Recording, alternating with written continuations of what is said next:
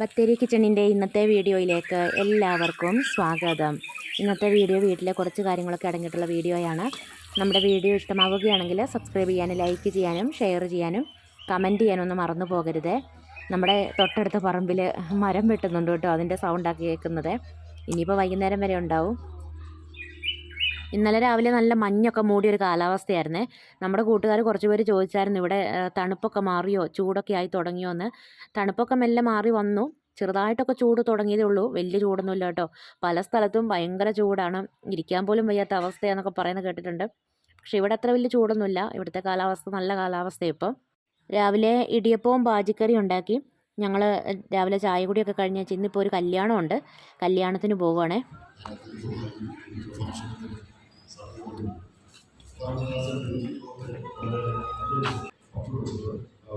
കല്യാണത്തിനൊക്കെ പോയി പിന്നെ അവിടുന്ന് ഭക്ഷണമൊക്കെ കഴിച്ചേച്ച് ടൗണിൽ 1-2 കാര്യങ്ങളൊക്കെ ഉണ്ടായിരുന്നു കേട്ടോ. അതൊക്കെ കഴിഞ്ഞ് ഞങ്ങൾ തിരിച്ച് വീട്ടിലേക്ക് പോരുക. കുഞ്ഞിപ്പെണ്ണ് വണ്ടിയിലിരുന്ന് പായസം കുടിക്കുന്നുണ്ട്.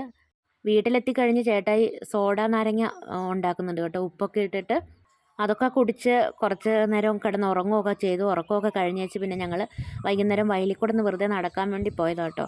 ഞാൻ കഴിഞ്ഞ ദിവസം വീഡിയോ ഇട്ടില്ലായിരുന്നു കാട്ടിക്കൂടെ പോയതും ആനയെ കണ്ടതും ഒക്കെ പറഞ്ഞുകൊണ്ട്.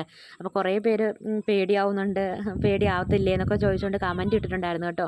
പേടിയൊക്കെ ഉണ്ട്, കാട്ടുമൃഗങ്ങളെ പേടിയൊക്കെ ഉണ്ട്, ഇവിടെ എല്ലാവർക്കും പേടിയുണ്ട്. പക്ഷേ ഇവിടെയുള്ളവർ എന്താ പറയുക, ആ ഒരു സാഹചര്യമായിട്ട് പൊരുത്തപ്പെട്ട് ജീവിക്കുന്നതുകൊണ്ടാണെന്ന് തോന്നുന്നു. അതത്ര വലിയ കാര്യമായിട്ട് എടുക്കത്തില്ല കേട്ടോ.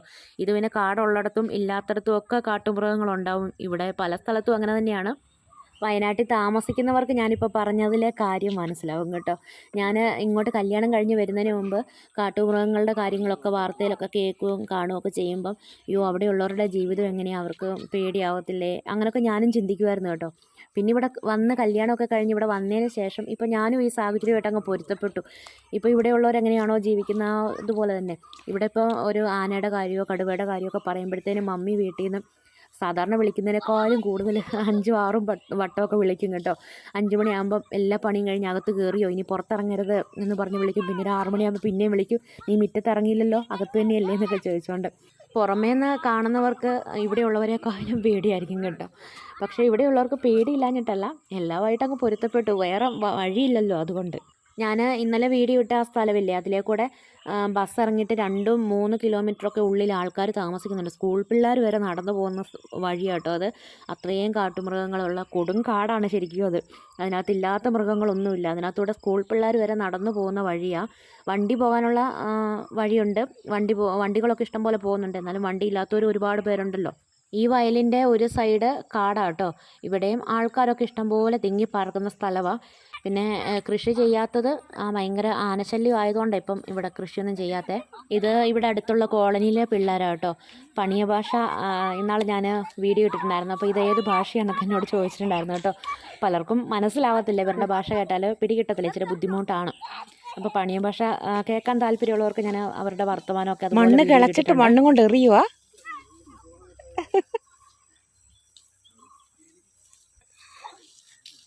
വെറൈറ്റി കളിയാണല്ലോ.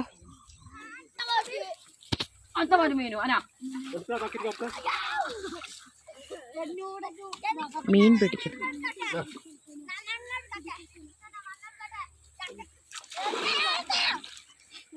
നേരെ പൊളിപ്പിക്കും.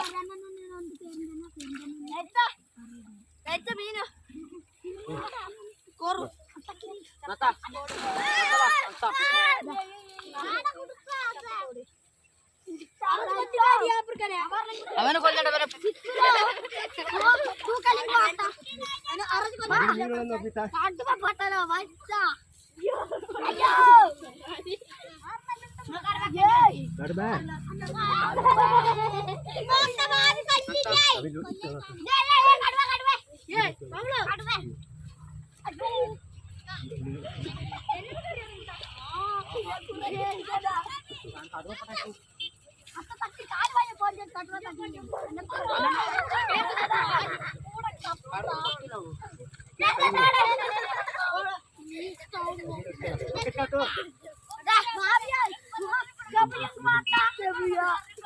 മണ്ണ് ചേട്ടയുടെ ദേഹത്തേക്ക് വീഴോ?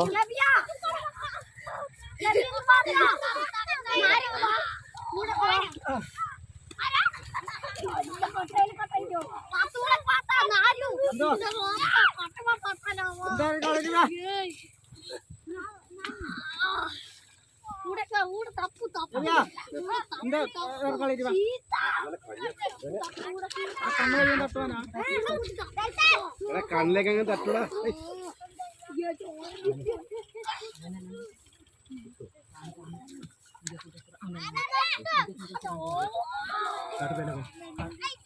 Kata, bakit kata? Ano man, ano kata mo?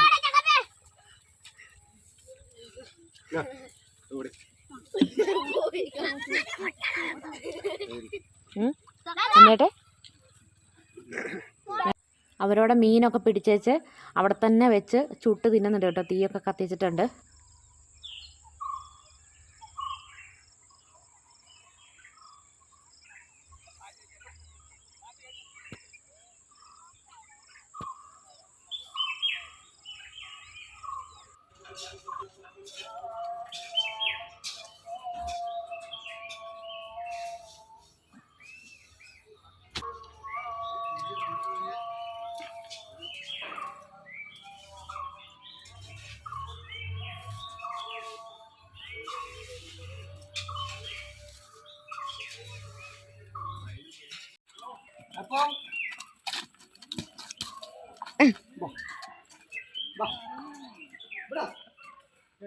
നമ്മുടെ അടുത്തുള്ള കാക്കയാണ്. ആൾക്ക് കുറേ പോത്തൊക്കെ ഉണ്ട് കേട്ടോ. വയലിൽ പോത്തിനെ കെട്ടിയിട്ട് സന്ധ്യയാകുമ്പോൾ അഴിച്ചുകൊണ്ട് വീട്ടിലേക്ക് പോവാം.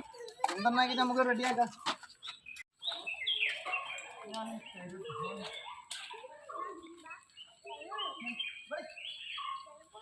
കുറച്ച് ബീഫ് മേടിച്ചിട്ടുണ്ട്.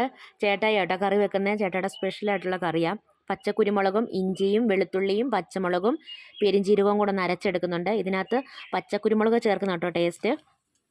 വെളിച്ചെണ്ണ ഒഴിക്കുവാണ്.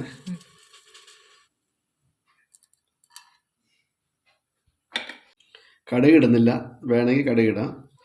ഇനി അരച്ച് വെച്ച മസാല അതിലേക്ക് ഇടുവാണ്. വെളിച്ചെണ്ണയ്ക്ക് അകത്ത്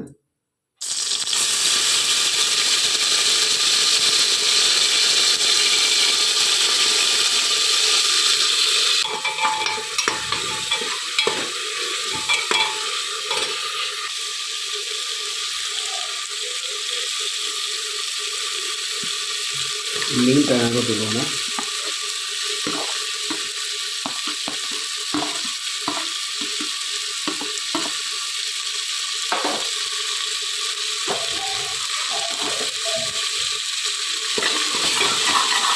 കരിവേപ്പില ഇടുവാണ്. ഉള്ളിയും തേങ്ങാക്കൊത്തും കറിവേപ്പിലയും ഒക്കെ വഴന്നു വന്നിട്ടുണ്ട്. പച്ചക്കുരുമുളക് അരച്ചേക്കുന്നതുകൊണ്ടാണ് ഒരു കറുത്ത കളറ്. ഉപ്പും മഞ്ഞളും ഇട്ടില്ലല്ലോ. ഇല്ലായിരുന്നു. അത് എടുത്ത് വെച്ച മല്ലിപ്പൊടി, മുളക് പൊടി, മഞ്ഞൾപ്പൊടി ചേർത്താണ്. മുളക് പൊടിയും മല്ലിപ്പൊടിയും മഞ്ഞൾപ്പൊടിയും ഒന്ന് മൂപ്പിച്ചിട്ടുണ്ട്. ഇനിയിപ്പം ഉപ്പ് ചേർത്ത് കൊടുക്കുക.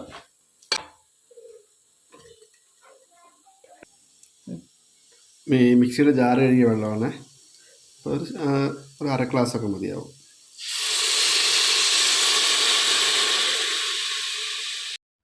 മസാലയൊക്കെ നന്നായിട്ട് മൂത്ത് എണ്ണയൊക്കെ തെളിഞ്ഞിട്ടുണ്ട്. ഇനിയിപ്പോൾ ഇതിനകത്തേക്ക് കഴുകി വൃത്തിയാക്കിയ ബീഫൊക്കെ ചേർത്ത് നന്നായിട്ട് ഇളക്കി, പിന്നെ വെള്ളമൊന്നും ഒഴിക്കാതെയാണ് വേവിച്ചെടുക്കുന്നത്. ഒട്ടും വെള്ളം ഒഴിക്കണ്ട കേട്ടോ. പൊറോട്ട മേടിച്ചിട്ടുണ്ടായിരുന്നു. ഞാൻ പൊറോട്ടയൊക്കെ ഒന്ന് ചൂടാക്കിയെടുത്തു. തണുത്തിരിക്കുമായിരുന്നു കേട്ടോ. അതൊക്കെ ഒന്ന് ചൂടാക്കിയെടുത്തു. പിന്നെ ഞങ്ങൾ ഭക്ഷണം കഴിക്കുക. മല്ലിയില ഉണ്ടെങ്കിൽ മല്ലിയില ഇടാൻ മറക്കരുത്. ഇറച്ചി വെന്ത് കഴിഞ്ഞിട്ട് ലാസ്റ്റ് അതിലേക്ക് കുറച്ച് പച്ച വെളിച്ചെണ്ണയും കറിവേപ്പിലയൊക്കെ ചേർത്ത് കൊടുക്കുന്നുണ്ട്. അധികം ചാറില്ലാതെ നന്നായിട്ട് വരട്ടിയ പോലെ കേട്ടോ എടുത്തിട്ടുള്ളത്. നമ്മൾ വെള്ളമൊന്നും ഒഴിക്കാതല്ലേ വേവിച്ചത്. ഇനിയിപ്പോൾ വെള്ളം ഉണ്ടെങ്കിൽ ഒന്ന് തുറന്ന് വെച്ചിട്ട് വരട്ടിയെടുത്താൽ മതി. വരട്ടിയെടുക്കുമ്പോഴാണ് കൂടുതൽ ടേസ്റ്റ്. അപ്പോൾ ഇന്നത്തെ നമ്മുടെ വീഡിയോയും വിശേഷങ്ങളൊക്കെ ഇവിടെ നിർത്തുകയാണ്.